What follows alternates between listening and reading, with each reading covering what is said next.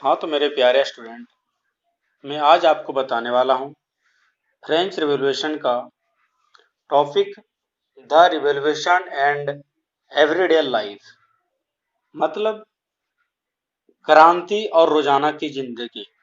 यह topic number 6 है कि क्रांति एक तरफ पूरा फ्रांस में चल रहा था और वहाँ के जो अवाम थे, वहाँ के लोग थे, उसकी प्रतिदिन की जिंदगी कैसी थी। ये बहुत ही बेहतरीन सवाल है। अभी तक हमने आपको फ्रेंच रिवॉल्यूशन की सारी कहानियां बताया, लेकिन मैंने ये नहीं बताया कि वो गरीब पर क्या बीत रहा होगा, वो गरीब के ऊपर जो जिसके पास एक वक्त का रोटी नहीं है। और रिवॉल्यूशन में जानते हो, देश पूरी तरह बर्बाद हो जाता है। उस स्थिति में उन लोगों पे क्या बीत रहा होगा, क्या परेशानी झेल रहा होगा, ये सारी चीज हम इसमें डिस्कशन करने वाले हैं। आपसे मैं उम्मीद रखता हूं कि आप इस वीडियो को पूरा एंड तक देखेंगे और आप लाभान्वित जरूर होंगे। चलिए स्टार्ट करते हैं। सबसे पहले बात, एक सवाल इसमें सबसे बेहतरीन आया है कि क्या जो पॉलिटिकल लोग हैं, पॉलिटिकल पीपल है, क्या राजनीति लोगों का जो पहनावा है, कपड़ा है, उनकी बोलचाल है, अथवा उनके द्वारा जो पढ़ी जाने वाली पुस्तक है, उसको बदला जा सकता है? बताइए। जो पॉलिटिकल लोगों की अपनी आचरण है, क्राइटेरिया है, क्या उनको बदला जा सकता है? 1789 से क्या हुआ कि 1789 के बाद के वर्षों में फ्रांस में जो भी पुरुष थे, महिला थे, मतलब मैन वोमेन जो भी थे, चिल्ड्रन थे, ऐसे अनेक परिवर्तन आ गए। रिवॉल्यूशन आने के कारण क्या हुआ, अनेक परिवर्तन आ गए। क्रांतिकारी सरकारों ने कानून बनाकर स्वतंत्रता एवं समानता के आदर्शों को रोजाना की जिंदगी में उतारने का प्रयास किया। स्वतंत्रता एवं समानता के आदर्शों को रोजाना की जिंदगी में उतारने का तो प्रयास किया।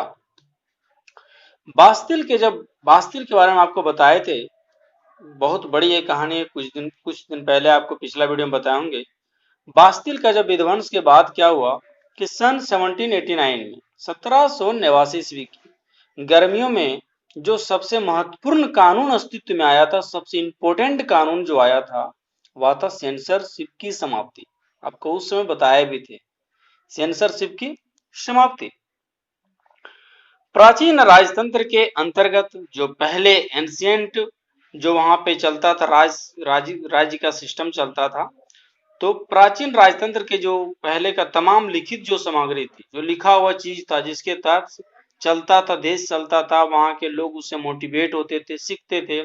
और सांस्कृतिक चीज, जो सांस्कृतिक वहां की कल्चर, सांस्कृतिक गतिविधियां, जो उसके तहत हम लोग अपना आने आगामी समय के लिए हम लोग तैयार होते हैं, अपने जीवन जीने को तैयार होते हैं।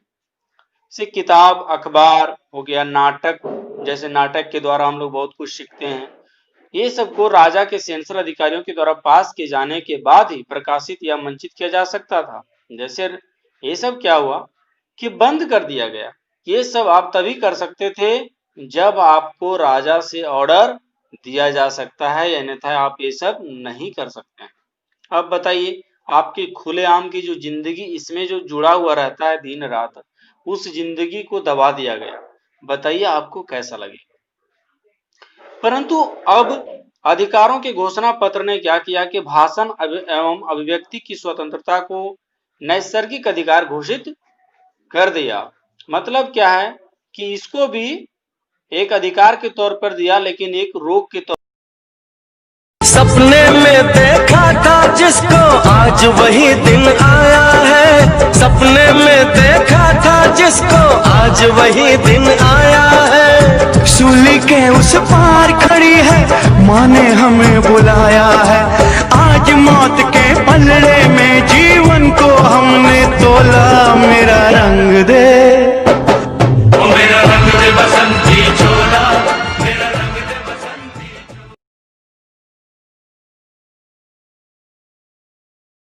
रोग के तौर पर भी दे दिया। किसको? जो भाषण लोग देते हैं, उसको भी रोका जाने लगा। परिणाम स्वरूप क्या हुआ कि फ्रांस के शहरों में अखबार, पर्चों, पुस्तकों और जो भी वहां पे जो भी तस्वीर वगैरह आता था, उसके लिए समझिए बाढ़ आ गई, जहां से वह तेजी से गांव देहात तक जा पहुंची। उसके तहत क्या हुआ कि जब थोड़ा बहुत जब खुली छूट मिली तो कुछ चीजें जो लोगों के लिए जरूरी थी वो सारी चीजें, तमाम चीजें गांव देहात हर जगह पे पहुंचने लगी और उनमें फ्रांस में घट रही घटनाओं एवं परिवर्तनों का ब्यौरा और उन पर टिप्पणी होती थी।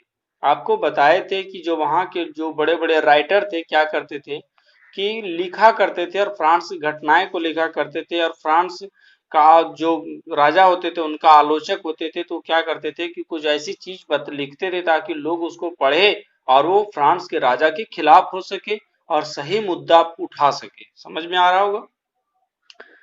प्रेस की स्वतंत्रता का मतलब यह था कि किसी भी घटना पर परस्पर विरोधी विचार व्यक्त किया जा सकते थे। जैसे क्या है कि कोई गलत घटना हुआ तो गलत है तो उसको गलत ही बताइए, सही बताने की जरूरत नहीं है, ताकि लोगों के बीच में वह सही फैक्ट जा सके। जो कि पहले क्या किया जाता था, उसको दबाया जाता था। अब दबाया जाता था, जैसे आप इंडिया में ही देखते हैं बहुत सारी चीज को दबा दिया जाता है। अब ये एक प्रकार से क्या है कि प्रेस की हत्या है समझिए। और प्रेस की जब हत्या होगा तो लोगों के बीच में, पीपल के बीच में कोई भी फैक्ट उतना अच्छी मात्रा में नहीं आ पाएगा। मात्रा क्या, सही चीज नहीं आ पाएगा, सही फैक्ट नहीं आ पाएगा, जिससे यहाँ के लोग शायद सही जानकारी से वो दूर रह जाएंगे। अब क्या है कि प्रिंट माध्यम जो है, प्रिंटिंग सिस्टम, प्रिंट माध्यम को क्या कराने की कोशिश किया गया। मतलब क्या है कि वो क्या करते थे कि प्रिंट माध्यम का उपयोग करके जो भी एक दूसरे पक्ष की बात होती है, अपने पक्ष की होती थी, उसको सहमत कराने की कोशिश करते थे और एक प्रिंटिंग चीज देते थे। जैसे नाटक हो गया, संगीत वाला म्यूजिक सिस्टम हो गया, कोई भी कहीं जुलूस में कोई असंख्य लोग जैसे जाने वाले, जैसे भीड़ भाड़ वाला जगह, वहां पे जाने लगे धीरे धीरे। इन चीजों की थोड़ा बहुत छूट मिलने लगी, लेकिन थोड़े के साथ साथ बहुत कुछ छूट होने लगा। अब स्वतंत्रता और न्याय के बारे में भी, जैसे न्यायपालिका के बारे में लोगों का विचार आने लगा, वहां के इंडिपेंडेंस के बारे में आने लगा। और राजनीतिज्ञों में जो भी फिलोसफर था, तो फिलोसफर लोग क्या करते थे, बहुत सारी चीज को लिखा करते थे। पंडित के जैसा एक बहुत ही महत्वपूर्ण इंपोर्टेंट लेखन को समझने की कोशिश करते थे, समझाने की भी कोशिश करते थे।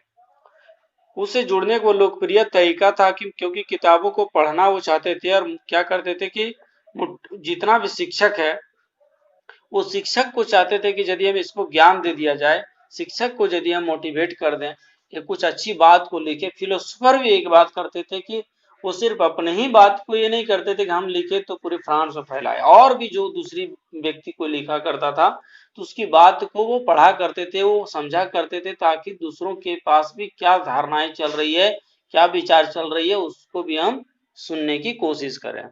और इस प्रकार से समझिए वहां के लोगों में एक जिंदगी में पूरा इसी प्रकार से जीने का तरीका बन गया था कि जो भी क्रांति हो, हर रिवॉल्यूशन में अपने आप को ढालने का सिस्टम को तैयार कर लिए थे कि जब तक हम ढलेंगे नहीं। आपको कुछ दिन पहले बताए थे कि वहां की जो महिलाएं थी, महिलाएं तरह तरह की काम किया करते थे, क्योंकि जो उनके पुरुष होते थे वो पुरुष क्या करते थे, रिवॉल्यूशन में लगे हुए थे, लड़ाई करते थे।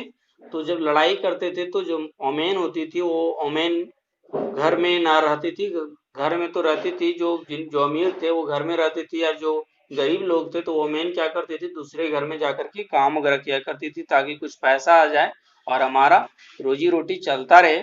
और इस प्रकार से वो क्या करते कि रिवॉल्यूशन में अपना जीवन यापन किया करते थे और अपने बेटों को, बाल बच्चे जो होते थे उनको वो आगे बढ़ाने की कोशिश करते थे, शिक्षा देते थे। और जो ये सब बुक जो आता था, फिलोसफर का, राजनीतिक का जो भी बुक आता था, वो उनको पढ़ाया करते थे, समझाया करते थे और फ्रेंच रिवॉल्यूशन की बात को बताया करते थे, ताकि आने वाला आगामी समय में ये जो उनका जो आने वाला भविष्य है वो सुरक्षित हो सके। और वहां पे समानता, स्वतंत्रता, बंधुत्व का जो नारा लगा था वो पूरी दुनिया के लिए नारा लगा। पूरी दुनिया आज सुखी जीवन जी रहा है। इसका फादर कौन हम कह सकते हैं, तो फ्रेंच रिवॉल्यूशन ही है, फ्रांस ही है। तो दोस्तों आज हमने इतना बताने का प्रयास किया। आपको यह वीडियो कैसा लगा आप जरूर बताइएगा। Thank you so much.